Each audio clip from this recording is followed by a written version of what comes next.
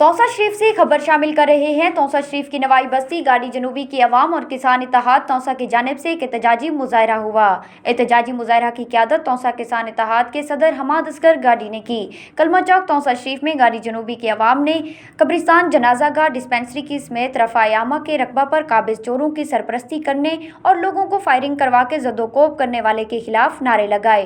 एहतजाजी मुजाहरे में अवाम ने play card उठा रखे थे जिस पर सरदार उस्मान बुज़दार साहब से मुतालबे दर्ज थे। एहतजाजी मुजाहरे से खिताब करते हुए तौसा शरीफ के सहाफ़ी और किसान इत्तेहाद के सदर हमाद असगर गाड़ी ने कहा कि अहलियान इलाका के मुतालबा पर सरकारी रकबा पर काबिज शख्स के खिलाफ आवाज़ बुलंद की और उसके जुल्म के खिलाफ आवाज़ उठाई तो उसने मेरे घर पर फायरिंग करवाई। मेरे वालिद बाल बाल बच गए।